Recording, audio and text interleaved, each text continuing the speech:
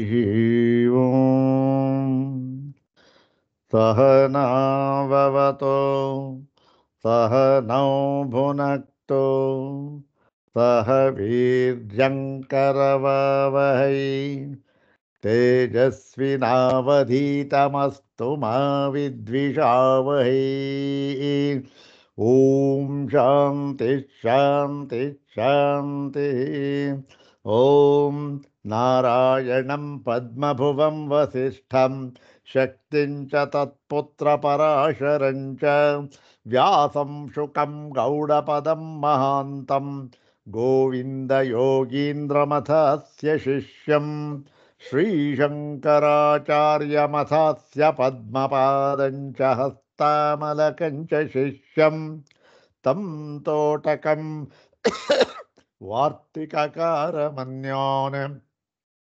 अस्मद्गुरून् सन्ततमानतोऽस्मि शङ्करं शङ्कराचार्यं केशवं बादरायणं सूत्रभाष्यकृतौ वन्दे भगवन्तौ पुनः पुनः सूत्रभाष्यप्रणेतारौ वेदान्ताब्जप्रभाकरौ वन्दे परस्परात्मानौ बादरायणशङ्करौ श्रुतिस्मृतिपुराणानाम् आलयं करुणालयं नमामि भगवत्पादं शङ्करं लोकशङ्करं नमामि भगवत्पादशङ्करं लोकशङ्करं वन्दे तं सच्चिदानन्दं यतिवर्यं महामतिं वेदवेदान्तसारज्ञं सद्गुरुं प्रणतोऽस्म्यहं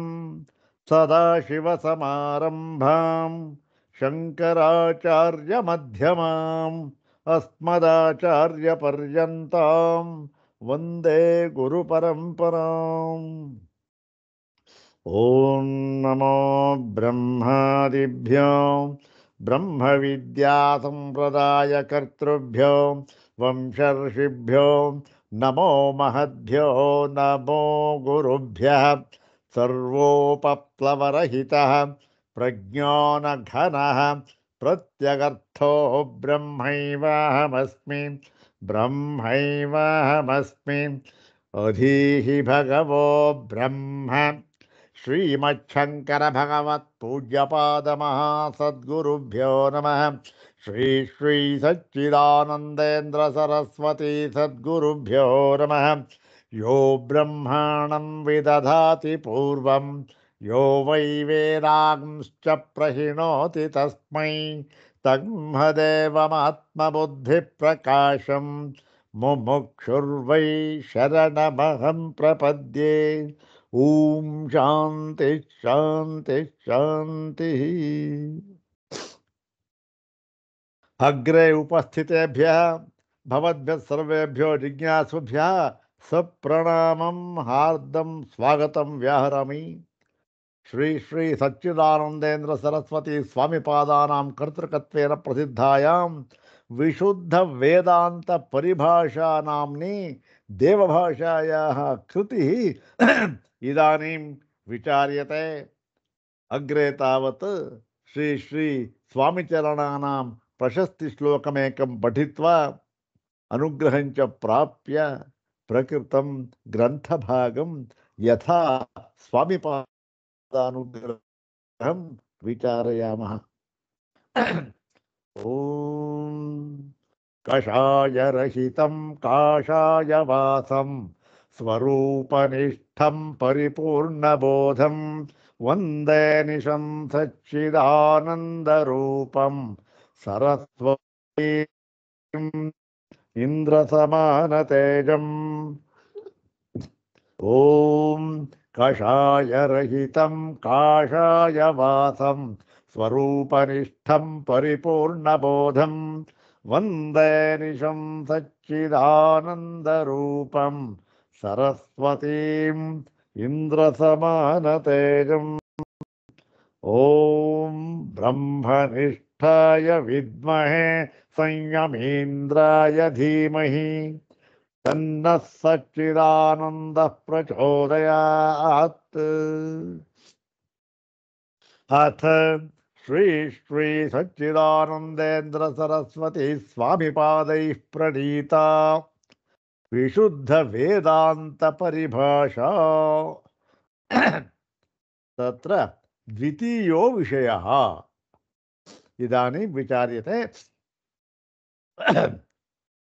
ಪ್ರಥಮಂ ತಾವತ್ ಮಂಗಳಶ್ಲೋಕಂ ಪಠಾಮಃ ಮಂಗಳಶ್ಲೋಕಂ ಪಠಾಮಃ ಓಂ ಅವಾಚ್ಯಮಪ್ರಮೇಯಂಚ ಕಾರ್ಯಕಾರಣವರ್ಜಿತಂ ನಿಷ್ಕ್ರಿಯಂ ನಿಷ್ಕಲಂ ಶಾಂತಂ ಆತ್ಮಾನಮನುಸಂದಧೇ ಪದವಾಕ್ಯ ಪ್ರಮಾಣಜ್ಞಾನ ಸಂಪ್ರದಾಯವಿದೋ ಗುರೂನ್ ನತ್ವಾ ವಿಶುದ್ಧ ವೇದಾಂತ ಪರಿಭಾಷಾ ಪ್ರಕಾಶ್ಯತೆ. ಇದು ಮಂಗಳ ಶ್ಲೋಕ. ಹಿಂದಿನ ಭಾಗ ಏನಾಗಿತ್ತು? ಬ್ರಹ್ಮವನ್ನ ಕುರಿತು ತಿಳಿದುಕೊಂಡಿದ್ದೇವೆ. ಸ್ವಾಮಿಪಾದರ ಪ್ರಕಾರ ಅಂತ ಹೇಳೋದಲ್ಲ, ಎಲ್ಲ ವೇದಾಂತ ಶಾಸ್ತ್ರಗಳ ಪ್ರಕಾರ ಬ್ರಹ್ಮ ಅದರ ಸ್ವರೂಪ ಏನು ಅಂತಕ್ಕಂಥದ್ದನ್ನು ತಿಳ್ಕೊಂಡಿದ್ದಾಯಿತು. ಏನು ಅಂದರೆ ಬ್ರಹ್ಮ ಅಂದರೆ ಏನು? ಪ್ರತ್ಯಸ್ತಮಿತ ಸರ್ವ ಪ್ರಪಂಚತ್ವಾತ್ ಕಥಂ ಅವಾಂಗ್ಮನಸ ಗೋಚರಮಿದಂ ಬ್ರಹ್ಮ ಅಂತ. ಮುಗಿದೆ. ಒಂದೇ ವಾಕ್ಯದಲ್ಲಿ ಏನು ಹೇಳೋ ಹಾಗೆ ಇಲ್ವಲ್ಲ. ಪ್ರತ್ಯಸ್ತಮಿತ ಸರ್ವ ಪ್ರಪಂಚತ್ವಾತ್ ಅಂದರೆ ಯಾವುದಕ್ಕೂ ಇಂದ್ರಿಯಗಳಿಗಾಗಲಿ ಮತ್ತೆ ಯಾವುದಕ್ಕೂ ವಿಷಯವಲ್ಲದ, ಯಾವುದರಿಂದಲೂ ಕೂಡ ಗೊತ್ತಾಗದ, ಯಾವುದರಿಂದಲೂ ಹೇಳೋದಕ್ಕಾಗೋದಿಲ್ಲ. ಆದ್ದರಿಂದ ಏನಾಗುತ್ತೆ? ಇದು ಅವಾಂಗ್ಮನಸ ಗೋಚರಂ. ಯಾವ ಮನಸ್ಸಿನಿಂದಲಾಗಲಿ ವಾಕ್ಯನಿಂದ ಆಗಲಿ ಎಂಥದ್ರಿಂದ ಏನೂ ಇಲ್ಲ, ಹೇಳೋದಕ್ಕೆ ಆಗುವುದೇ ಇಲ್ಲ. ಯಾವಾಗ ಯಾವುದರಿಂದಲೂ ಹೇಳುವುದಕ್ಕಾಗುವುದಿಲ್ಲ ಅಂತ ಆಯಿತೋ, ಏನಾಯಿತು? ಅದರ ತತ್ವ ಏನು? ಅರ್ಥ ಏನಾಗುತ್ತೆ ಅಂದರೆ ಈ ಬ್ರಹ್ಮವು ಯಾವುದೇ ವಿಧವಾದ ಪ್ರಮಾಣಗಳಿಂದಲೂ ಕೂಡ ಗೋಚರವಾಗುವುದಿಲ್ಲ ಅಂತ ಹೇಗಾಯಿತು. ಹೌದು ತಾನೆ? ಯಾವುದೇ ವಿಧವಾದ ಪ್ರಮಾಣಗಳಿಂದಲೂ ಕೂಡ ಗೋಚರವಾಗತಕ್ಕದ್ದಲ್ಲ ಅಂತ ಹೇಳಿದರು. ಓಹೋ, ಇನ್ನು ಪ್ರಮಾಣಗಳಿಂದ, ಯಾವುದೇ ವಿಧವಾದ ಪ್ರಮಾಣಗಳಿಂದ ಅಂತ ಹೇಳಿದ ಮೇಲೆ ಅದರಲ್ಲಿ ಯಾವುದು ಸೇರ್ಕೊಂತು? ಎಲ್ಲವೂ ಸೇರ್ಕೊಂಡ್ಬಿಡ್ತು. ಪ್ರಮಾಣ ಎಲ್ಲವೂ ಕೂಡ ಎಷ್ಟೆಷ್ಟು ಪ್ರಮಾಣಗಳಿದೆಯೋ ಅಂದರೆ ಏನು? ಪ್ರಮಾಣ 3 ಅಂತ ಹೇಳ್ತಾರೆ, ಆ 3ನ್ನು 6 ಅಂತ ಹೇಳ್ತಾರೆ. 6 ಅಲ್ಲ, ಈಗಿನ ಕಾಲ ಇನ್ನು ಬೇಕಾದಷ್ಟು ಪ್ರಮಾಣಗಳು ಇರಬಹುದು, ಅಥವಾ ಎಲ್ಲವನ್ನೂ ಕೂಡ ಇದರಲ್ಲಿ ಅಡಕೆ ಮಾಡಬಹುದು. ಏನೇ ಆದರೂ ಕೂಡ ಯಾವ ಪ್ರಮಾಣಗಳಿಂದಲೂ ಅಂತ ಆದಾಗ ಪ್ರತ್ಯಕ್ಷದಿಂದಲೂ ಇಲ್ಲ, ಅನುಮಾನದಿಂದಲೂ ಇಲ್ಲ, ಮತ್ತೆ ಆಗಮದಿಂದಲೂ ಇಲ್ಲ ಅಂತ ಹೇಳಿದಾಗಾಯಿತು. ಆಗಮದಿಂದಲೂ ಹೋಗಲಿ, ಪ್ರತ್ಯಕ್ಷ ಅನುಮಾನ ಬಿಟ್ಟಾಕಿ ಬೇಡ, ಆಗಮದಿಂದಲೂ ಇಲ್ಲ ಅಂತ ಹೇಳಿಬಿಟ್ರೆ ಯಾತಕ್ಕೆ ನಾವೀಗ ಓದ್ತಾ ಇರೋದು ಈ ಶಾಸ್ತ್ರವನ್ನು? ಶಾಸ್ತ್ರ ಬಹಳ ನೇರವಾಗಿ ಹೇಳ್ತಾ ಇದೆ. ಏನಂತ? ಬ್ರಹ್ಮವನ್ನು ತಿಳಿಯುವುದಕ್ಕೆ ಶಾಸ್ತ್ರವೊಂದೇ ಪ್ರಮಾಣ. ಶಾಸ್ತ್ರಯೋನಿತ್ವಾತ್ ಶಾಸ್ತ್ರಾದೇವ ಪ್ರಮಾಣಾತ್ ಜಗತೋ ಜನ್ಮಾದಿ ಕಾರಣಂ ಬ್ರಹ್ಮ ಅಧಿಗಮ್ಯತೆ ಇತ್ಯಭಿಪ್ರಾಯ. ಭಾಷ್ಯವಾಕ್ಯ ಶಾಸ್ತ್ರಯೋನಿತ್ವಾತ್ ಅಂತಕ್ಕಂಥದ್ದು. ಅಲ್ಲಿಗೇನು? ಈ ಒಂದು ಶಾಸ್ತ್ರ ಆಗಮದಿಂದಲೇ, ವೇದಗಳಿಂದಲೇ ಈ ಬ್ರಹ್ಮವು ತಿಳಿಯಲ್ಪಡತಕ್ಕದ್ದಾಗಿದೆ. ಯಾವ ಬ್ರಹ್ಮ? ಈ ಎಲ್ಲ ಪ್ರಪಂಚಕ್ಕೂ ಕೂಡ ಕಾರಣವಾಗಿರತಕ್ಕಂತಹ ಬ್ರಹ್ಮ ಅಂತ ಹೇಳಿದರು. ಓಹೋ, ಎಲ್ಲ ಪ್ರಪಂಚಕ್ಕೂ ಕಾರಣವಾಗಿರತಕ್ಕಂತಹ ಬ್ರಹ್ಮ ಏನಾಗಿದೆ?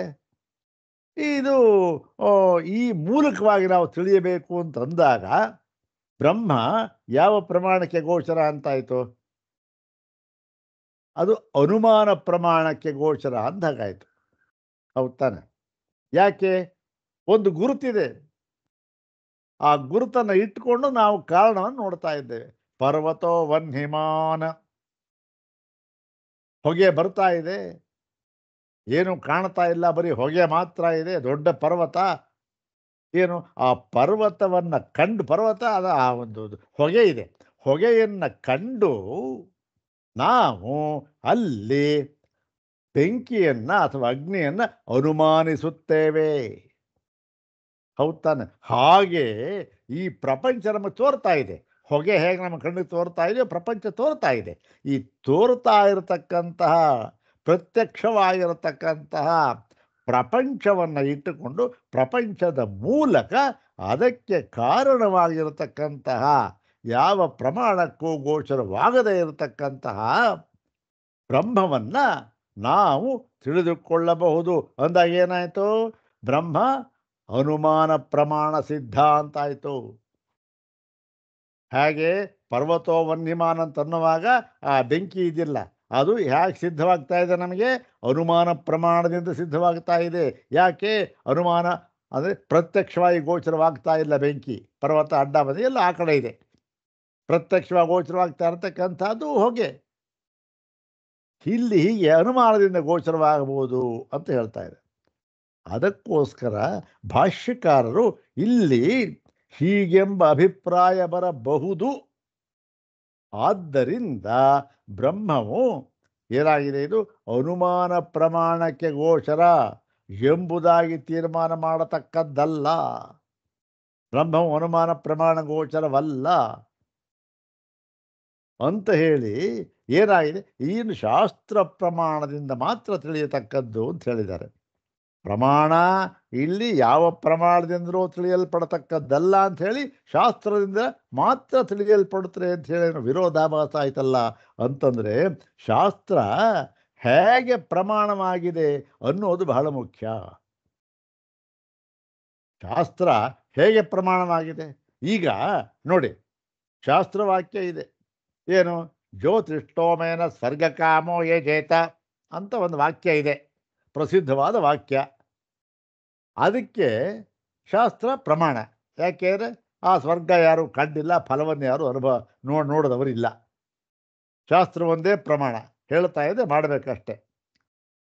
ಈ ತರಹ ಬ್ರಹ್ಮಕ್ಕೆ ಶಾಸ್ತ್ರವು ಪ್ರಮಾಣವಾಗಿದೆಯಾ ಅಂದರೆ ಈ ತರಹ ಪ್ರಮಾಣ ಅಲ್ಲ. ಯಾಕೆ? ಅಲ್ಲಿ ನಿಮ್ಮ ಅನುಭವಕ್ಕೆ ಬರೋದೇ ಇಲ್ಲ. ಅದು ಈಗ ಯಾವಾಗಲೂ ಅನುಭವಕ್ಕೆ ಬರೋದು ಬೇರೆ ವಿಚಾರ. ಆದರೆ ಇಲ್ಲಿ ಏನಾಗಿದೆ ಗೊತ್ತೇ? ಇದು ಯಾವ ಥರ ಶಾಸ್ತ್ರವನ್ನು ಪ್ರಮಾಣ ಅಂತ ನಾವು ಯಾಕೆ ಹೇಳ್ತಾ ಇದ್ದೇವೆ ಅಂದರೆ, ಅಲ್ಲಿ ಹಾಗೆ ಅಲ್ಲ, ಈಗಲೇ ಇಲ್ಲಿಯೇ ಶಾಸ್ತ್ರ ಏನು ಮಾಡುತ್ತೆ? ಬ್ರಹ್ಮ ಸ್ವರೂಪವನ್ನು ನಮಗೆ ತಿಳಿಸಿಕೊಟ್ಟು ನಮ್ಮನ್ನೇ ಬ್ರಹ್ಮವನ್ನಾಗಿ ಮಾಡಿ ಅದನ್ನು ನಮ್ಮ ಅನುಭವಕ್ಕೆ ತಂದುಕೊಟ್ಟು, ಯಾವುದನ್ನು? ಆ ಬ್ರಹ್ಮಾನುಭವವನ್ನು ಅನುಭವಕ್ಕೆ ತಂದುಕೊಟ್ಟು ಏನಾಗುತ್ತೆ? ತಾನೂ ಕೂಡ ಇಲ್ಲವಾಗಿ ಬಿಡುತ್ತದೆ. ಈ ತರಹ ಪ್ರಮಾಣ. ಅಲ್ಲಿ ಆ ತರಹ ಅಲ್ಲ. ಜ್ಯೋತಿಷ್ಠೋಮೇನ ಸ್ವರ್ಗಕಾಮೋ ಯೇ ಜೇತ ಅಂದರೆ ಶಾಸ್ತ್ರ ಎಲ್ಲೂ ಹೋಗಲ್ಲ, ಇದ್ದೇ ಇರುತ್ತೆ ಅಲ್ಲಿ. ಮತ್ತು ಅಲ್ಲಿ ಅನುಭವಕ್ಕೆ ತಂದುಕೊಡೋದು ಇಲ್ಲ. ಅದು ಅನುಭವಕ್ಕೆ ತಂದುಕೊಡೋದು ಯಾವಾಗಲೂ ಅದು ಬರುತ್ತೋ ಇಲ್ಲೋ ಗೊತ್ತಿಲ್ಲ. ಹೀಗೆ ಈ ಮೀಮಾಂಸಾ ಶಾಸ್ತ್ರದಲ್ಲಿ ಹೇಗೆ ಆಗಮ ಪ್ರಮಾಣವನ್ನು ಒಪ್ಪಿದ್ದಾರೆಯೋ ಆ ರೀತಿ ವೇದಾಂತ ಶಾಸ್ತ್ರದಲ್ಲಿ ಆಗಮ ಪ್ರಮಾಣ ಒಪ್ಪಿಲ್ಲ.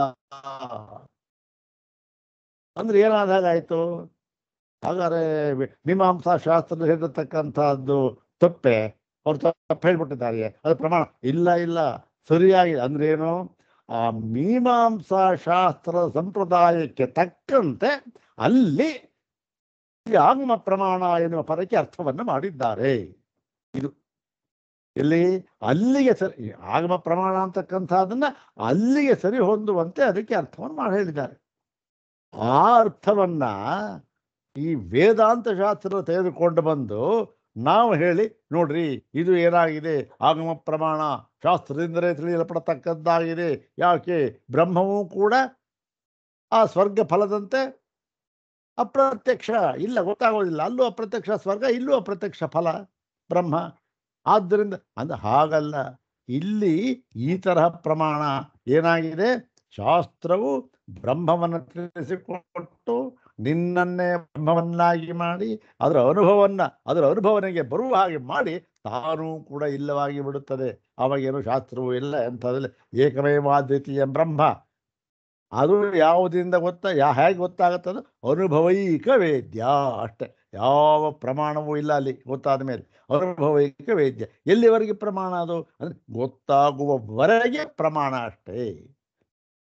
ಇದು ಇಲ್ಲಿಯ ವೈಶಿಷ್ಟ್ಯ, ಇದು ಇಲ್ಲಿಯ ಸಂಪ್ರದಾಯಕ್ಕೆ ಹೀಗೆ ಮಾಡಬೇಕು. ಹೀಗೆ ಏನು ಇದು ವೇದಾಂತಕ್ಕೆ ತಕ್ಕ ಸಂಪ್ರದಾಯ, ಅದು ಮೀಮಾಂಸಕ್ಕೆ ತಕ್ಕ ಸಂಪ್ರದಾಯ. ಇಲ್ಲಿ ಸಂಪ್ರದಾಯ ಅಲ್ಲಿ ತರಬಾರದು, ಅಲ್ಲಿ ಸಂಪ್ರದಾಯ ಇಲ್ಲಿ ತರಬಾರದು. ತಂದ್ರೆ ಏನಾಗುತ್ತೆ? ಫಲ ಹೋಗ್ಬಿಡುತ್ತೆ, ಬರುವುದಿಲ್ಲ, ವಿರುದ್ಧ ಫಲ ಆಗ್ಬಿಡ್ಬೋದು.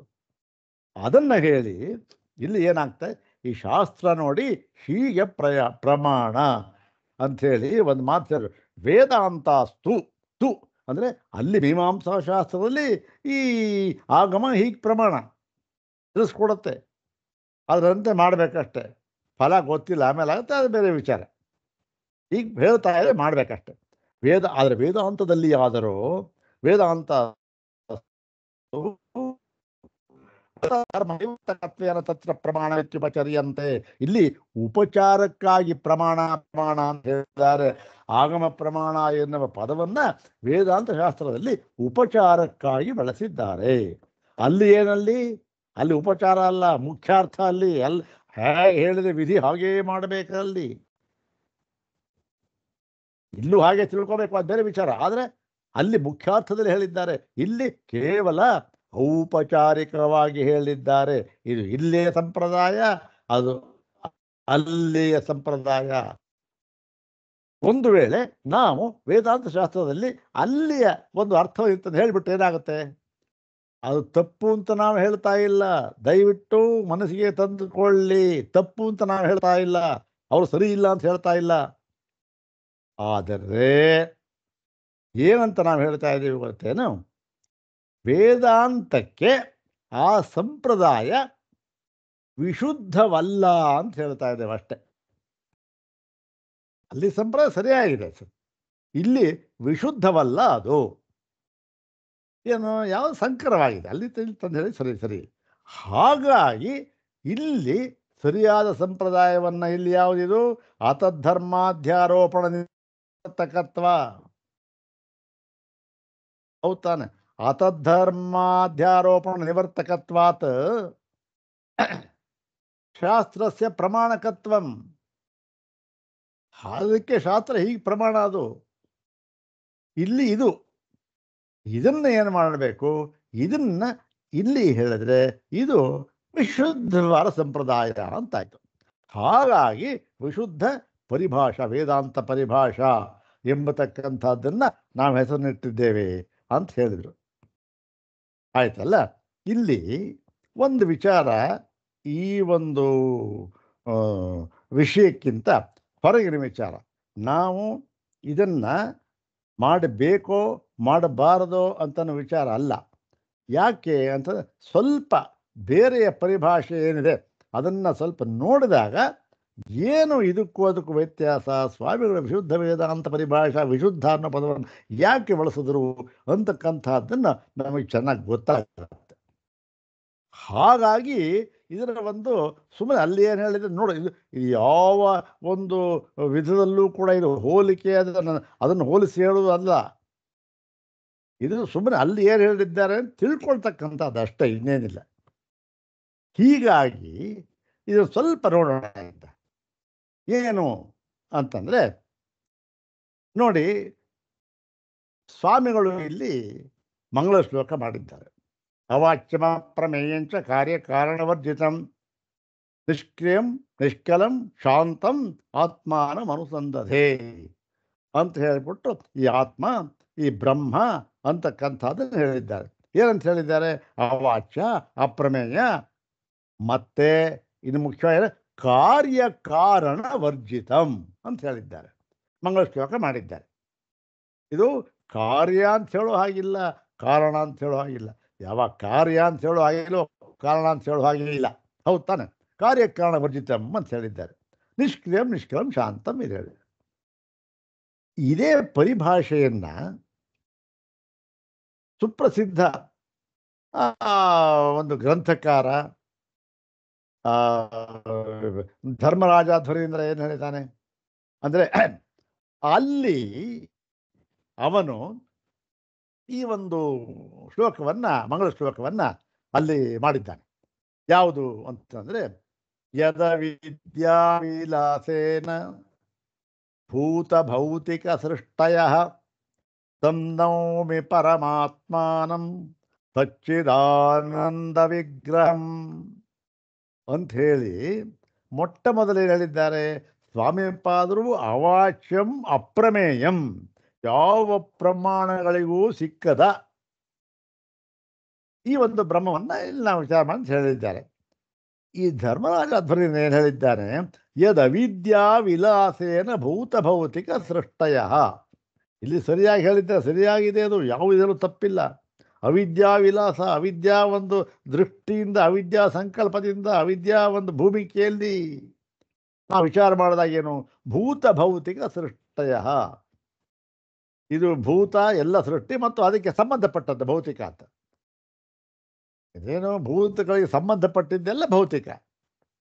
ಇದರ ಸೃಷ್ಟಿ ಯಾರಿಂದ ಆಯಿತೋ, ಜನ್ಮಾದ್ಯಸೇತಃ ಅಂತ ಇದೆಯಲ್ಲ, ಅದನ್ನು ಅನುವಾದ ಮಾಡಿಕೊಂಡು ಅವನು ಬರೆದಿದ್ದಾನೆ ಧರ್ಮರಾಜಾಧ್ವರೀಂದ್ರ. ಅಲ್ಲಿ ಏನು ತಿಳಿದಾಗಾಯಿತು, ಮೊಟ್ಟ ಮೊದಲು ಇದು ಯದವಿದ್ಯಾವಿಲಾಸೇನ ಭೂತ ಭೌತಿಕ ಸೃಷ್ಟಯ ಅಂತಂದಾಗ ಒಂದು ದೃಷ್ಟಾಂತವನ್ನು ಇಟ್ಕೊಂಡು ಆ ಒಂದು ಬ್ರಹ್ಮವನ್ನು ತಿಳಿಸ್ಕೊಟ್ಟ ಹಾಗಾಯಿತು. ಏನು ಅವರ ಉದ್ದೇಶ ಇದಲ್ಲ, ಆದರೂ ಕೂಡ ಏನು, ಓಹೋ ಅನುಮಾನ ಪ್ರಮಾಣದಿಂದ ಸಿದ್ಧವಾಗತಕ್ಕದ್ದು ಅಂತ ಹೇಳಿ ಇಲ್ಲಿ ಈ ಬ್ರಹ್ಮಕ್ಕೆ ಈ ಲಕ್ಷಣವನ್ನು ಹೇಳ್ತಾ, ಇಲ್ಲಿ ಈ ಒಂದು ಭೂತ ಭೌತಿಕ ಸೃಷ್ಟಿ ಕಾರ್ಯಕಾರಣ ಎಂಬತಕ್ಕಂಥ ಲಕ್ಷಣವನ್ನು ಹೇಳಿ, ಇದು ಬ್ರಹ್ಮದ ಸ್ವರೂಪ ಲಕ್ಷಣವಲ್ಲ, ಸ್ವರೂಪ ಲಕ್ಷಣವನ್ನು ಹೇಳ್ತೇನೆ ಅಂಥೇಳಿ ತಂ ನೌಮಿ ಪರಮಾತ್ಮಾನಂ ಸಚ್ಚಿದಾನಂದ ವಿಗ್ರಹಂ ಅಂಥೇಳಿ, ಸಚ್ಚಿದಾನಂದ ವಿಗ್ರಹ ಅಂತಕ್ಕಂಥ, ಸಚ್ಚಿದಾನಂದ ಅಂತಕ್ಕಂಥದ್ದು ಇದು ಪರಮಾತ್ಮನ ಸ್ವರೂಪ ಲಕ್ಷಣ. ಇದು ಲಕ್ಷಣ, ಇದು ತಟಸ್ಥ ಲಕ್ಷಣ ಅಂತ ಹೇಳ್ಬೋದು ಅಷ್ಟೆ. ಯಾವುದು ಇದನ್ನು ತಟಸ್ಥ ಲಕ್ಷಣ ಅಂತ ಹೇಳಿ, ಅದರ ಸ್ವರೂಪ ಲಕ್ಷಣ ಅಂಥೇಳಿ ಹೇಳಿದ್ದಾರೆ, ಏನೂ ತಪ್ಪಿಲ್ಲ. ಆದರೆ ಸ್ವಾಮಿಪಾದರು ಹೇಳಿದ್ದಾರೆ, ಅದು ಅವರು ನೇರವಾಗಿ ಅವಾಚ್ಯಂ ಅಪ್ರಮೇಯಂಚ ಕಾರ್ಯಕಾರಣ ವರ್ಜಿತಂ ಅಂತ ಹೇಳಿದ್ದಾರೆ. ಕಾರ್ಯಕಾರಣ ವರ್ಜಿತಂ ಅಂತ ಅವರು ಹೇಳಿದ್ದಾರೆ. ಇಲ್ಲಿ ಧರ್ಮರಾಜಾಧ್ವರೀಂದ್ರ ಯದ್ ಅವಿದ್ಯಾ ವಿಲಾಸೇನ ಭೂತ ಭೌತಿಕ ಸೃಷ್ಟಯ ಅಂತ ಹೇಳಿ ಇಲ್ಲಿ ಬ್ರಹ್ಮಕ್ಕೆ ಕಾರಣತ್ವವನ್ನು ಹೇಳಿದ್ದಾರೆ. ಇದು ಮುಂದೆ ಪ್ರಮಾಣ ಅಂತ ಸಿದ್ಧವಾಗುತ್ತೆ, ಇಲ್ಲ ಅಂತಲ್ಲ. ಆದರೂ ಕೂಡ ಈ ಒಂದು ದೃಷ್ಟಿಯಿಂದ ನೋಡಿದಾಗ ಸ್ವಾಮಿಪಾದರ ದೃಷ್ಟಿ ಆಗಿದೆ, ನೇರವಾಗಿ ಬ್ರಹ್ಮವನ್ನು ಇಂಥದ್ದು ಅಂತ ಹೇಳೋದಕ್ಕಾಗೋದಿಲ್ಲ. ಹೌದು ತಾನೆ, ಇದಂತೆಯ ವಿಷಯಭೂತಂ ಬ್ರಹ್ಮ ಪ್ರತಿಪಿಪಾದಯಿಷತಿ. ಆದರೂ ಕೂಡ ಏನು, ನಾವು ಅದರ ಸ್ವರೂಪ ಲಕ್ಷಣದಿಂದಲೇ ಪ್ರಾರಂಭ ಮಾಡಿದ್ದಾರೆ ಇಲ್ಲಿ ಸ್ವಾಮಿಗಳು. ಇಲ್ಲಿ ಏನು ಮಾಡಿದ್ದಾನೆ, ಇವರು ಈ ತಟಸ್ಥ ಲಕ್ಷಣದಿಂದ ಪ್ರಾರಂಭ ಮಾಡಿದ್ದಾರೆ. ಯದ ವಿದ್ಯಾವಿಲಾಸೇನ ಭೂತ ಭೌತಿಕ ಸೃಷ್ಟಯ ಅಂತ ಹೇಳಿ ತಟಸ್ಥ ಲಕ್ಷಣವನ್ನು ಹೇಳಿ ಶುರು ಮಾಡಿದ್ದಾರೆ. ಸ್ವಾಮಿಪಾದರು ಏನು ಮಾಡಿದ್ದಾರೆ, ಅವಾಚ್ಯಂ ಅಪ್ರಮೇಯಂಚ ಕಾರ್ಯಕಾರಣವರ್ಜಿತಂ ಅಂತ ಹೇಳಿ, ಅವಾಚ್ಯ ಇಲ್ಲಿ ಅಪ್ರಮೇಯ ಅಂತಕ್ಕಂಥದ್ದು ನೇತಿ ನೇತಿ ಎಂಬ ಈ ಉಪನಿಷತ್ ಸಂಪ್ರದಾಯ ಇದೆಯಲ್ಲ, ವೇದಾಂತವನ್ನು ತಿಳಿಸುವುದಕ್ಕೆ ಉಪನಿಷತ್ತು ಒಂದು ಸಂಪ್ರದಾಯ ಹಾಕಿಕೊಂಡಿದೆಯಲ್ಲ, ಯಾವುದದು, ಅದೇ ನೇತಿ ನೇತಿ ಸಂಪ್ರದಾಯ ಅಷ್ಟೇ. ಅದೇನು ಏನು ಬೇಕಾದ್ರೂ ಕರಿಬಹುದು, ನೇತಿ ನೇತಿ. ಅಲ್ಲ ಅಲ್ಲ ಅಂತ ಹೇಳ್ತಕ್ಕಂಥದ್ರಿಂದಲೇ ಬ್ರಹ್ಮವನ್ನು ತಿಳಿಸ್ಕೊಡ್ಬೇಕೆ ಹೊರತು ಬೇರೆ ಇಲ್ಲ. ಭೂತ ಭೌತಿಕ ಸೃಷ್ಟಿನೂ ಇಲ್ಲ, ಸಚ್ಚಿದಾನಂದ ವಿಗ್ರಹನೂ ಇಲ್ಲ, ಎಂಥದೂ ಇಲ್ಲ. ಹೀಗೆ ಏನಾಗಿದೆ, ಅವಾಚ್ಯಂ ಅಪ್ರಮೇಯಂಚ ಕಾರ್ಯಕಾರಣ ವರ್ಜ. ಅವಾಚ್ಯ ಅಂದರೆ ಹೇಳೋಕ್ಕಾಗೋದು ಹೇಗೆ ತಿಳಿಸ್ಕೊಡ್ಬೇಕು, ಅದನ್ನು ನೇತಿ ನೇತಿ ಅಂತಕ್ಕಂಥ ಒಂದು ವಿಧಾನದಿಂದ ತಿಳಿಸ್ಕೊಡ್ಬೇಕು ಅಂತ ಹೇಳಿ ಸ್ವಾಮಿಪಾದರು ಉಪನಿಷತ್ತಿನಲ್ಲಿ ಏನು ಸಂಪ್ರದಾಯ ಅಂತ ಇದೆಯೋ, ಯಾವುದದು ನೇತಿ ನೇತಿ ಸಂಪ್ರದಾಯ ಅಂತ ಅಂದ್ರೇನು? ಅಲ್ಲ ಅಲ್ಲ ಅಲ್ಲ ಅಂದ್ರೇನು? ಅಪವಾದ ಮಾಡತಕ್ಕಂಥದ್ದು. ಅದೇನು? ಯಾವುದನ್ನು ಅಪವಾದ ಮಾಡತಕ್ಕಂಥದ್ದು? ಅಧ್ಯಾರೋಪ ಮಾಡಿದ್ದನ್ನು ಅಪವಾದ ಮಾಡತಕ್ಕಂಥದ್ದು. ಅದ್ಯಾವುದು? ಗೌಡಪಾದರು ಹೇಳಿದ್ರು ಕಲ್ಪಿತ ಸಂವೃತಿ ಅಂತ. ಯಾವುದು? ಆ ಕಲ್ಪಿತ ಸಂವೃತಿ. ಇದನ್ನ ಅಪವಾದ ಮಾಡ್ತಕ್ಕಂಥ ನೇತಿ ನೇತಿ. ಯಾವುದೋ ಒಂದು ಗುಣ ಹೇಳೋದು ನೇತಿ. ಯಾವ ಏನು ಹೇಳಿದ್ರು ನೇತಿ ನೇತಿ ಎಲ್ಲ ಅಲ್ಲ ಅಲ್ಲ ಅಷ್ಟೇ. ಈ ಒಂದು ಸಂಪ್ರದಾಯಕ್ಕೆ ತಿಳಿಸ್ಕೊಟ್ಟಿದ್ದಾರೆ. ಅದರಿಂದ ಸ್ವಾಮಿಪಾದರವರು ಅವಾಚ್ಯಮ ಪ್ರಮೇಯಂಚ ಅಂತ ಹೇಳಿ ಅವಾಚ್ಯ ಅಂತ ಹೇಳಿ ಆ ನೇತಿ ನೇತಿ ಅಂತಕ್ಕಂಥದ್ದೇ ಸಂಪ್ರದಾಯ. ಅದ್ಯಾವುದದು? ಅದೇ ಅಧ್ಯಾರೋಪ ಅಪವಾದ ಸಂಪ್ರದಾಯ ಅಂತ ಹೇಳಿ ಮತ್ತೆ ಏನು ಹೇಳ್ತಾರೆ? ಅವಾಚ್ಯಂ ಅಪ್ರಮೇಯಂಚ. ಅಪ್ರಮೇಯ ಅಂತಂದ್ರೆ ಏನು? ಹೀಗೆ ಕೇವಲ ನೇತಿ ನೇತಿ ಎನ್ನುವ ಸಂಪ್ರದಾಯವನ್ನು ಬಿಟ್ಟು ಬೇರೆ ಯಾವ ಪ್ರಮಾಣಗಳಿಗೂ ಕೂಡ ಗೋಚರವಲ್ಲ ಅಂತ ಹೇಳುವುದಕ್ಕೋಸ್ಕರ ಅಪ್ರಮೇಯ ಅಂತಕ್ಕಂಥ ಪದವನ್ನು ಹಾಕಿದ್ದಾರೆ. ಅಲ್ಲಿ ಏನಾಯ್ತು? ಅವಾಚ್ಯಂ ಅಪ್ರಮೇಯಂಚ. ಯಾವಾಗ ನೋಡಿ, ಇಲ್ಲಿ ನೇತಿ ನೇತಿ ಅಂತಕ್ಕಂಥ ಸಂಪ್ರದಾಯದಿಂದಲೇ ಬ್ರಹ್ಮವನ್ನು ತಿಳಿಯಬೇಕು. ಅದ್ಯಾವುದು? ಅಧ್ಯಾರೋಪಾಪಾರ ಸಂಪ್ರದಾಯ ಅಂತ ಹೇಳಿ ಅಪ್ರಮೇಯ ಅಂತ ಹೇಳಿದ್ರು. ಯಾಕೆ? ಇದೇ ಸಂಪ್ರದಾಯವೇ ಹೊರತು ಇದನ್ನು ಬಿಟ್ಟು ಬೇರೆಯದನ್ನು ನಾವು ಸಂಪ್ರದಾಯ ಅಂತ ಹೇಳೋದಕ್ಕೆ ಆಗೋದಿಲ್ಲ. ಅದನ್ನು ಉಪನಿಷತ್ತನ್ನು ಹೇಳಿಲ್ಲ ಅಂತ ಹೇಳಿ ಅದನ್ನು ಹೇಳುವುದಕ್ಕೋಸ್ಕರ ಅಪ್ರಮೇಯ ಅಂತ ಹೇಳಿದ್ದಾರೆ. ಅವಾಚ್ಯಂ ಅಪ್ರಮೇಯಂಚ. ಹೀಗೆ ಅವಾಚ್ಯವು ಅಪ್ರಮೇಯವು ಯಾವಾಗ ಅಪ್ರಮೇಯ ಅಂತಾಯಿತೋ, ಯಾವ ಪ್ರಮಾಣಕ್ಕೂ ಗೋಚರವಲ್ಲ ಅಂತಾಯಿತೋ, ಅದನ್ನು ಕಾರ್ಯ ಅಂತಲೂ ಹೇಳುವಾಗಿಲ್ಲ, ಕಾರಣ ಅಂತಲೂ ಹೇಳುವಾಗಿಲ್ಲ. ಯಾಕೆ? ಕಾರ್ಯ ಅಂತ ಹೇಳಬೇಕಾದ್ರೆ ಯಾವುದಾದ್ರೂ ಒಂದು ಆ ಪ್ರಮಾಣದಿಂದ ಗೋಚರವಾಗಲೇಬೇಕು. ಕಾರ್ಯ ಅಂತ ಆದಮೇಲೆ ಒಂದು ಕಾರ್ಯ ಅಂತ ಆದರೆ ಅದು ಪ್ರಮಾಣದಿಂದ ಗೋಚರವಾಗಬೇಕು. ಅಲ್ಲ. ಸೊ ಕಾರ್ಯ ಅಲ್ಲ ಅಂತ ಆದಮೇಲೆ ಯಾವ ಕಾರ್ಯ ಅಲ್ಲವೋ ಕಾರಣವೂ ಅಲ್ಲ. ಕಾರ್ಯ ಇದ್ರೆ ಕಾರಣ, ಕಾರಣ ಇದ್ರೆ ಕಾರ್ಯ ಅಷ್ಟೆ. ಹೀಗಾಗಿ ಕಾರ್ಯಕಾರಣ ವರ್ಜಿತ ಅಂತ ಹೇಳಿ ಈ ವಿಧವಾದ ಮಂಗಳ ಶ್ಲೋಕವನ್ನು ಹೇಳಿ ಇವರು ಇಲ್ಲಿ ಮತ್ತೆ ಏನು ಹೇಳಿದ್ದಾರೆ? ಈ ಧರ್ಮರಾಜಾಧ್ವನಿ ಏನು ಹೇಳಿದ್ದಾರೆ ಅಂದರೆ, ತೇನ ಬೋಧಾಯ ಮಂದಾನಾಂ ವೇದಾಂತಾರ್ಥಾವಲಂಬಿನಿ. ಧರ್ಮರಾಜಾಧ್ವರೀಂದ್ರೇಣ ಪರಿಭಾಷಾ ವಿತನ್ಯತೆ ಅಂತಕ್ಕಂತ ಹೇಳಿದ್ದಾರೆ. ತೇನ ಬೋಧಾಯ ಮಂದಾನಾಂ. ಯಾವ ತೇನ ಬೋಧಾಯ ಅಂದರೆ ಅವ್ರು ಹೇಳಿದ್ನಲ್ಲ, ಭೂತಭೌತಿಕ ಯದ ವಿದ್ಯಾವಿಲಾಸೇನ ಭೂತಭೌತಿಕ ಸೃಷ್ಟಯ ತಂ ನೌಮಿ ಪರಮಾತ್ಮಾನಂ ಸಚ್ಚಿದಾನಂದ ವಿಗ್ರಹಂ. ಈ ಸಚ್ಚಿದಾನಂದ ವಿಗ್ರಹ ಅಂತ ಹೇಳಿ ಸ್ವರೂಪಲಕ್ಷಣ, ಭೂತಭೌತಿಕ ಸೃಷ್ಟಯ ಅಂತ ಹೇಳಿ ತಟಸ್ಥ ಲಕ್ಷಣ. ಇಂತಹ ನೋಡಿ ಲಕ್ಷಣದಿಂದ ಲಕ್ಷಿತವಾಗಿರತಕ್ಕಂತಹ ಬ್ರಹ್ಮವನ್ನು ಅಂತರ್ಥ ತೇನ ಬೋಧಾಯ ಅದನ್ನು ತಿಳಿಸುವುದಕ್ಕೋಸ್ಕರ ಮಂದಾನಾಂ ವೇದಾಂತ ಅರ್ಥಾವಲಂಬಿನಿ. ಅದರಿಂದ ಅದನ್ನು ತಿಳಿಸುವುದಕ್ಕೋ ಮಂದ ಯಾರಿಗೆ? ಮಂದಾನ. ಮಂದಾನ ಅಂದರೆ ಅಜ್ಞರು ಅಂತ ಅರ್ಥ. ಯಾರು ತಿಳಿಯಲ್ಲ ಅವರಿಗೆ ವೇದಾಂತಾರ್ಥಾವಲಂಬಿನಿ ಪರಿಭಾಷಾ. ಭಾಷೆಯನ್ನು ನಾನು ವಿಸ್ತಾರವಾಗಿ ಹೇಳ್ತಾ ಇದ್ದೇನೆ, ವಿತನ್ಯತೆ ತಿಳಿಸ್ಕೊಡ್ತಾ ಇದ್ದೇನೆ, ತನು ವಿಸ್ತಾರ ಅಂತಕ್ಕಂಥ ಅರ್ಥಲ್ಲೇ ಇರಲಿ. ಅಲ್ಲಿ ಪರಿಭಾಷಾ, ಈ ಪರಿಭಾಷೆ ಹೇಗಿದೆ ಇದು ಅಂದರೆ ವೇದಾಂತಾರ್ಥಾವಲಂಬಿನಿ. ಅಂದರೆ ವೇದಾಂತದ ಅರ್ಥವನ್ನೇ ಅವಲಂಬಿಸಿರತಕ್ಕಂತಹ ಈ ಪರಿಭಾಷೆಯನ್ನು ನಾನು ಈಗ ಪ್ರಸ್ತುತಪಡಿಸುತ್ತಿದ್ದೇನೆ ಅಂತ ಹೇಳಿದ್ದಾನೆ. ಇದು ಈ ವೇದಾಂತಾರ್ಥಾವಲಂಬಿನಿ ಅಂತಕ್ಕಂಥದ್ದು ಇದು ಏನು ಸ್ವಲ್ಪ ಇದೆಯಾ? ಯಾಕೆ ಅಂದರೆ ಸ್ವಾಮಿಗಳ ಪ್ರಕಾರ ಯಾಕೆ ವೇದಾಂತಾರ್ಥಾವಲಂಬಿನಿ ಇದು ನೇತಿ ನೇತಿ ಕ್ರಮದಿಂದ ತಿಳಿಸ್ಕೊಡ್ಬೇಕು, ಮತ್ತೆ ಪ್ರಮಾಣಕ್ಕೆ ಗೋಚರವಲ್ಲ. ಎರಡು ಹೌದು ತಾನೆ, ಅಧ್ಯಾರೋಪಾಪವಾದ ಮತ್ತು ಹಾಗಾಗಿ ವೇದಾಂತಾರ್ಥಾವಲಂಬಿನಿ ಅಂತ ಹೇಳಿಬಿಟ್ಟು ಯದ ವಿದ್ಯಾವಿಲಾಸೇನ ಭೂತಭೌತಿಕ ದೃಷ್ಟಯ ಅಂಥೇಳಿ ಆ ಸಚ್ಚಿದಾನಂದ ವಿಗ್ರಹ ಅಂತ ಹೇಳಿ ಆ ಪರಮಾತ್ಮನ ಹೇಳ್ತಕ್ಕಂಥ ಅಷ್ಟೊಂದು ಸರಿವೇನೋ, ಯಾಕೆ ಅದು ವಿಶುದ್ಧವಾಗಿ ಆಗೋದಿಲ್ವೇನೋ ಅಂತ ಹೇಳಿ ಅವರು ಯಾಕೋ ಸ್ವಲ್ಪ ಸರಿ ಕಾಣ್ತಾ ಇಲ್ಲ ಇಲ್ಲೋ ಅಂತ ಹೇಳಿ ಅದಕ್ಕೆ ತಾವು ಹೇಗೆ ಮಾಡಿದ್ರು, ಪದವಾಕ್ಯ ಪ್ರಮಾಣ ಜ್ಞಾನ ಸಂಪ್ರದಾಯವಿದೋ ಗುರೂನ್. ಅದಕ್ಕೆ ಹೇಳಿ ನೋಡಿ, ಆಯಿತು, ಇದನ್ನು ತಿಳಿಸ್ಕೊಡ್ಬೇಕು. ತಿಳಿಸ್ಕೊಟ್ಟಕ್ಕೆ ನಾನು ಏನು ಮಾಡ್ತಾ ಇದ್ದೇನೆ ಇವಾಗ, ಸ್ವಾಮಿಪಾದರ ಮಾತು, ನಾನು ಏನು ಮಾಡ್ತಾ ಇದ್ದೇನೆ ಅಂದರೆ, ಮೊಟ್ಟ ಮೊದಲು ಪದವಾಕ್ಯ ಪ್ರಮಾಣ ಜ್ಞಾನ್ ಅಂದರೆ ಪದ ವಾಕ್ಯ ಪ್ರಮಾಣ ಇವೇ ಥರ ಮೂರು, ಮೀಮಾಂಸಾ, ವ್ಯಾಕರಣ ಮತ್ತು ಉಪತರ್ಕ ನ್ಯಾಯ. ಇದನ್ನು ಚೆನ್ನಾಗಿ ಬಲ್ಲ ಬೇಕಾಶ್ಚರ ಇದ್ದಾರೆ. ಯಾಕೆ? ಒಂದು ದೃಷ್ಟಿ ಧರ್ಮರಾಜಾಧ್ವರೀಂದ್ರನು ಕೂಡ ಪದವಾಕ್ಯ ಪ್ರಮಾಣಜ್ಞ ಅಂತ ಹೇಳಿ ಮುಂದೆ ಏನು ಹೇಳಿದ್ರು ಸ್ವಾಮಿಪಾದರು, ಪದವಾಕ್ಯ ಪ್ರಮಾಣ ಅದು ಬೇಕು ಇಲ್ಲ ಅಂತ ನಾವು ಹೇಳ್ತಾ ಇಲ್ಲ ನೋಡಿ, ಅವನು ನಾವು ಇಲ್ಲ, ಪದವಾಕ್ಯ ಪ್ರಮಾಣಜ್ಞ ಅವನು ಅಂತ ಸಂಪ್ರದಾಯವಿದೋ ಗುರು, ಅದು ಮುಖ್ಯ.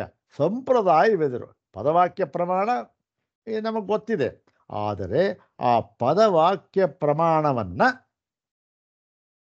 ಎಲ್ಲಿ ಹೇಳಬೇಕೋ, ಯಾವ ಸಂಪ್ರದಾಯದ ಮೂಲಕ ಹೇಳಬೇಕೋ ಅದನ್ನು ತಿಳಿದುಕೊಂಡಿರತಕ್ಕಂಥವರು ಅವರು ಅಂತಹ ಗುರೂನ್ ನತ್ವ ನಾನು ನಮಸ್ಕರಿಸಿ. ಎಲ್ಲರೂ ಪದವಾಕ್ಯ ಪ್ರಮಾಣಜ್ಞರೇ, ಜೈಮಿನಿಗಳು ಪದವಾಕ್ಯ ಪ್ರಮಾಣಜ್ಞರು, ಹೌದು ತಾನೆ? ಎಲ್ಲರೂ ಗ್ರಂಥ ಪೂರ್ವಮೀಮಾಂಸಾ ಶಾಸ್ತ್ರ ಬರೆದಿದ್ದಾರೆ, ಪದವಾಕ್ಯ ಅದ್ಭುತವಾಗಿರತಕ್ಕಂಥದ್ದು. ಅಂದರೆ ಅಲ್ಲಿ ಸಂಪ್ರದಾಯ ಸರಿಯಾಗಿದೆ ಅದು.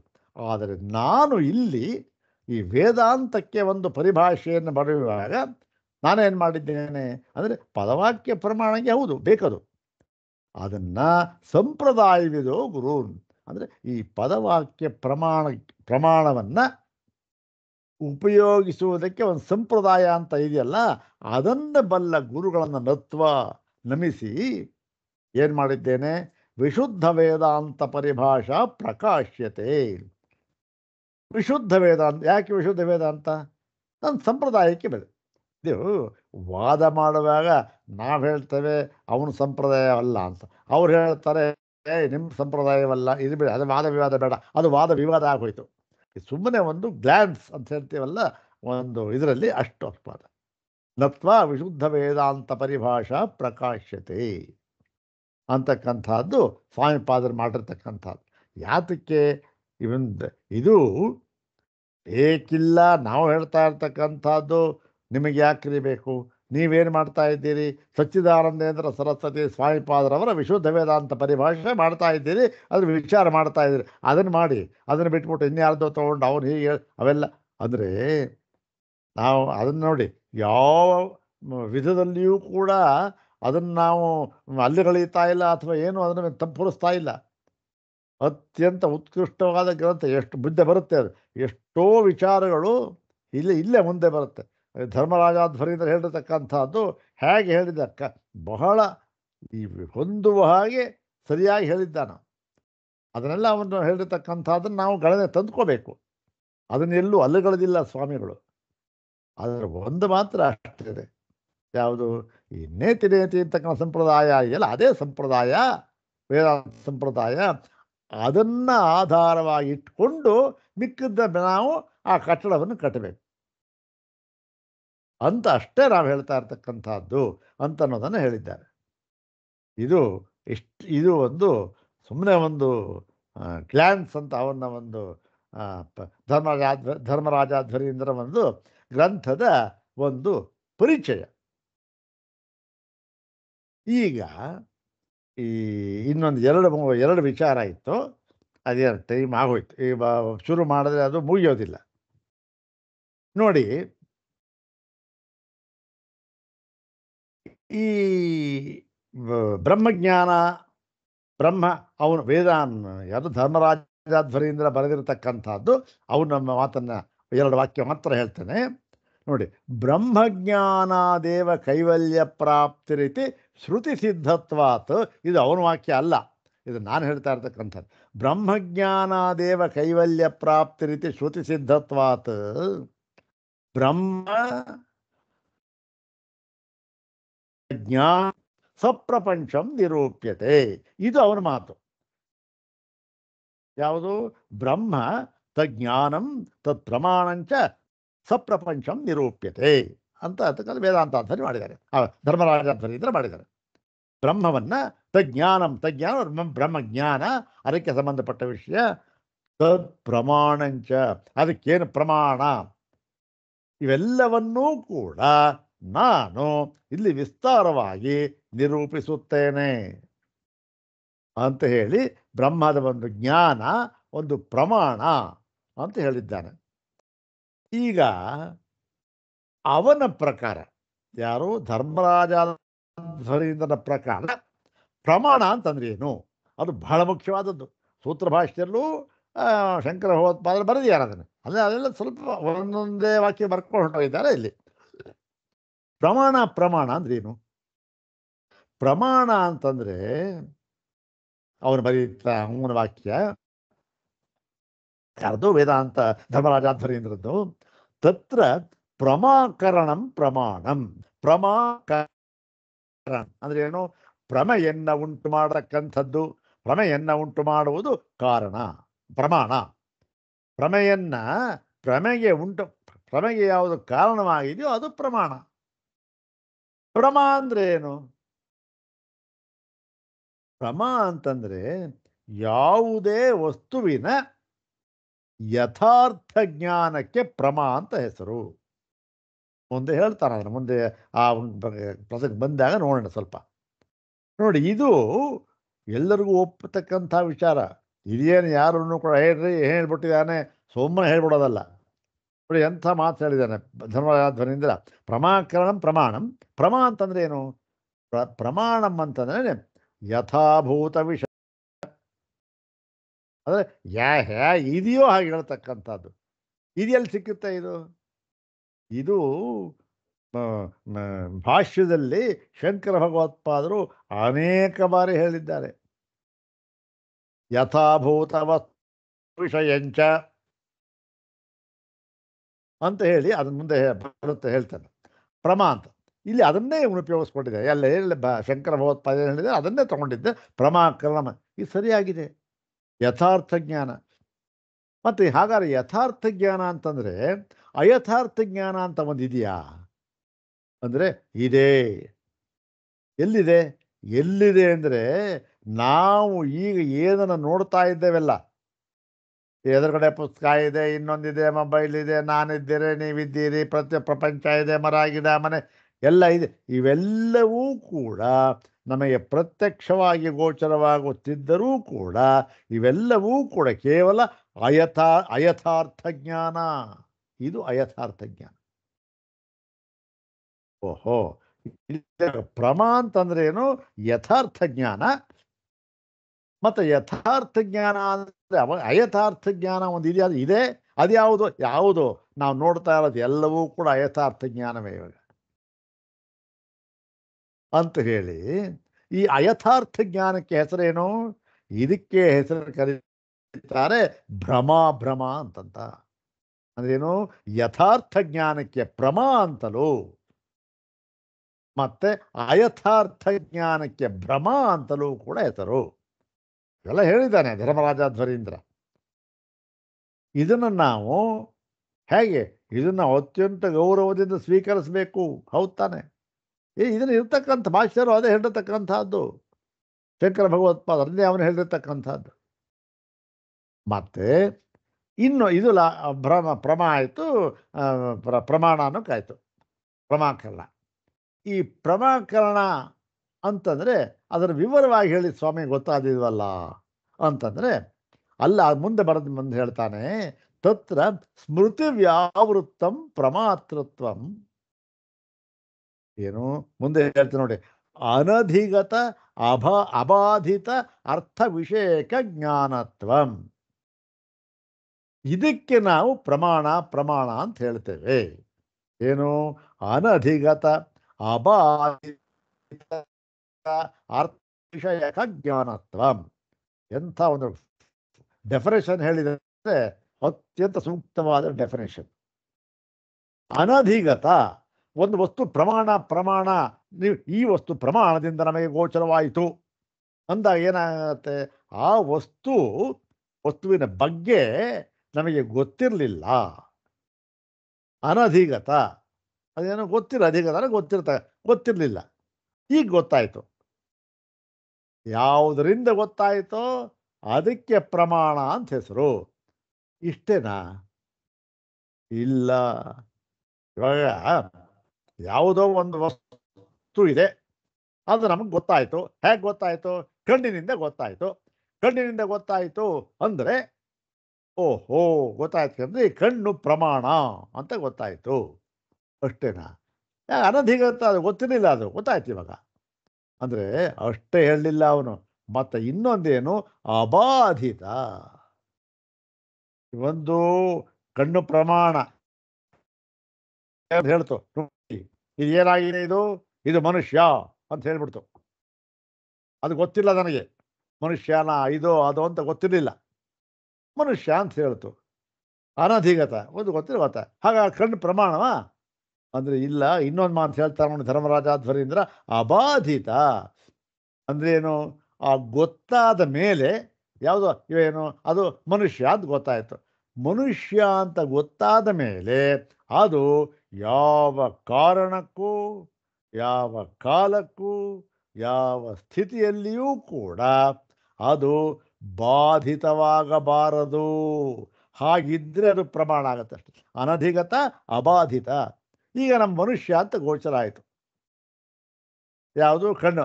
ಅಷ್ಟಕ್ಕೆ ಅನಧಿಗತನ ಅಧಿಗತ ಮಾಡಿಸ್ತದು, ಅದು ಪ್ರಮಾಣ ಅಂತ ಹೇಳ್ಬಿಡೋಣ. ಇಲ್ಲ ಇಲ್ಲ, ಅಬಾಧಿತ ಆಗಿರಬೇಕು. ಅಬಾಧಿತನೋ ಅಲ್ವೋ ನೋಡೋಣ ಅಂದರೆ ಹತ್ರ ಹೋಗಿ ನೋಡ್ದ, ಅವನು ಯಾವನೋ ಬಂದ, ಏನು ಚಲನೆ ಇಲ್ಲ, ಚಲನೆ ಕಾಣ್ತು, ಗಾಳಿ ಏನೋ ಕೊಂಬೆ ಅಲ್ಲಾಡ್ತಾ ಇತ್ತು, ಏನೋ ಆಯಿತು. ನೋಡ್ತಾನೆ ಮರ ಅದು. ಅಲ್ಲಿ ಏನಾಯಿತು, ಆ ಅಧಿಗತವಾಗಿತ್ತಲ್ಲ ಮರ, ಮನುಷ್ಯ, ಅದು ಬಾಧಿತವಾಗಿ ಹೋಯಿತು. ಸರಿಯಾಗಿ ನೋಡ್ದ, ಬಾಧಿತವಾಗಿ ಹೋಯಿತು. ಅಲ್ಲಿಗೇನಾಯಿತು, ಅದು ಪ್ರಮಾಣ ಅಲ್ಲ ಅಂತಾಯಿತು. ಪ್ರಮಾಣ ಅಂತ ಆಗಬೇಕಾದ್ರೆ ಅದು ಅನಧಿಗತ, ಮುಂಚೆ ಗೊತ್ತಿಲ್ಲದೆ ಇರಬೇಕು. ಮುಂಚೆ ಗೊತ್ತಿದೆ ಇರುತ್ತಾನೆ, ಗೊತ್ತು ಮಾಡ್ಕೋಬೇಕೀಗ.